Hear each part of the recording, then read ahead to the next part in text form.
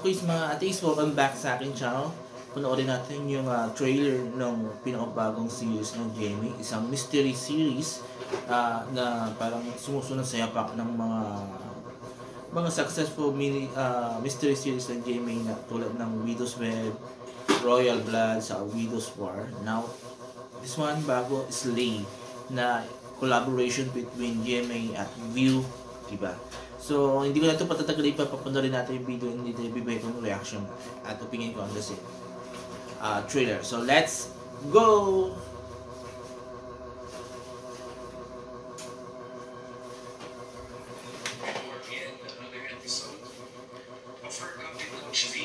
Derek Monasterio.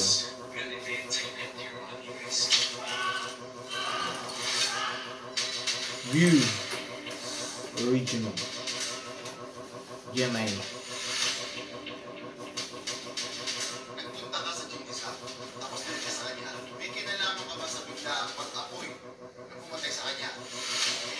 Pretty girls with everything secrets.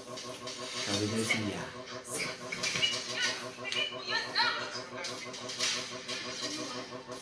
I'm not so surprised this happened.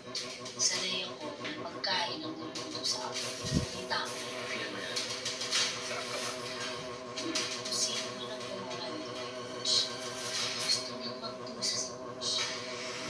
Who's innocent? What I heard, that wasn't the same. 5 hours, maybe full. Sana mo na. May pagkakamiyari siya. Kaya excited na ako yung nasa siya. Whoever is the cyber over. She was ever her sins. She. Do you think babae would want to look from me? Answer my question. Para yun naman. Sinasabi ko sa inyo, imbestigahan niyo yung coach na yan. Hindi ba interesado malaman kung ano sa kaibigan?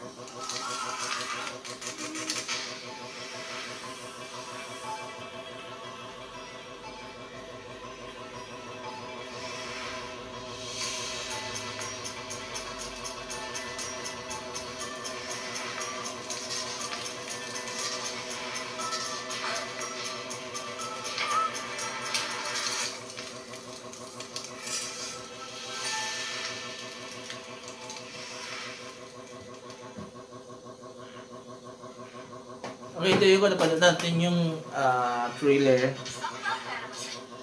ng Slay. So, ito yung collaboration ng VU saka ng GMA. So, this is not, I think this is the second time na nagkaroon ng collaboration between GMA and VU. So, nauna na yung parang yung series ni Gabby Garcia saka ni Joshua Shamora ng ABS-CBN.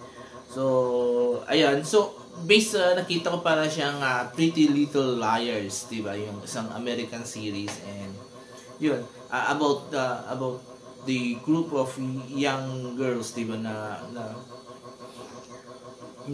involved sa isang krimen or parang napagpantyahan sa isang krimen. And I can say maganda, mukhang maganda, intriguing, and another mystery series na susunod sa yapak nga ng tatlong naunang, yung trilogy ng mystery series ng GMA, diba? Yung Widow's Web, Royal Blood, o Widow's War. And ang galing. So this time hindi about family yung kwento nito.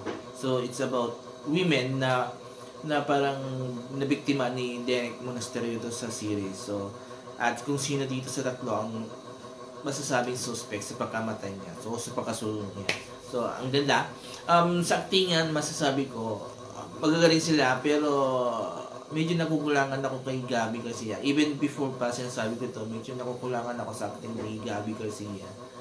I'm not saying na bad acting, pero nakukulangan ako talaga. Ang bilang magaling dito na acting is Mikey Quintos. Ang galing. Ang ganda yung acting niya. Ever since pa. Even nung time ng yung time Talos recipe nila ni Kevin. Wow, ang galing niya doon. So, continuous yung galing niya na pinapakita. Isabel, she's also good.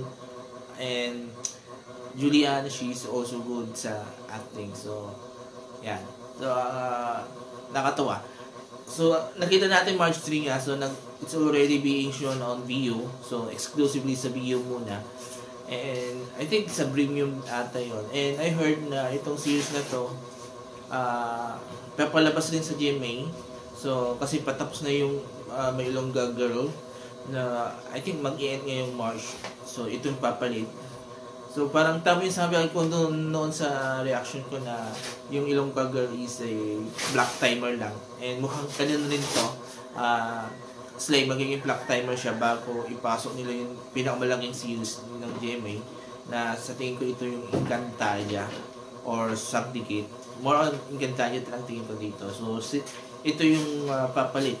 Ito yung papalitan ng Encantadia if ever, diba? So, ganyan, diba? So, excited ako dito sa series na to because alam natin kung kaano kahusay gumawa ng mystery series yung GMA. Na-proof na yan sa trilogy na napad natin from 2022, 23, 24 na talagang gagaling. And even though medyo disappointing yung Widow's War, yung ending niya, pero still, the whole thing is talagang galing. At dito mukhang ganun na magiging maganda rin. At maganda yung mga technicality nung show. Diba? Maliban sa acting, maliban sa kwento, medyo doon ang abuhan natin, tingnan natin kung kaano maganda, kung kasing ganda rin ba siya ng mga naunang mystery series, diba? So, ayan. So, maganda. Nakakatawa na lalabas na sa box yung si GMA. So, hindi siya tipong kung ano lang yung mga nagagawa niya before. So, kasi before, we are used to watch mga series na mga love team about yung mga gantihan, di ba? So ngayon, GMA is doing something new na talagang hindi natin usually nakikita. So mystery series, di ba? Pang-apat na to ang GMA and hopefully magiging successful to. Di ba? So there you go. So kayo mga quiz, mga artist, excited ba kayo mapanood tong Slay sa Free TV na I think baka by April na to ipapalabas because na papatapos pa lang yung May Ilongga Girl, di ba? And I heard also, dagdag ko pa, the storyline na nito is different yun sa ini-stream sa Viu at yung magiging papalabas sa GMA. So, totally may changes, may pagpapago. So, not totally na buong kwentong papalitan, pero may changes daw. So, baka more on sa twist, plot twist, or sa ending, di ba? So, tingnan natin. And which is maganda rin para naman hindi magsawa yung mga tao para subaybayan pa rin nila kahit pinapanood nila sa Viu, papanood din nila dito sa Free TV para makita nila yung difference, diba? So yun. So again, congrats sa GMA and Viu and hopefully mapanood natin ito sa Free TV. So 1 month natin hihintayin yan na may palabas sa TV, diba? So there you go. So thank you very much. Have a nice day and bye bye.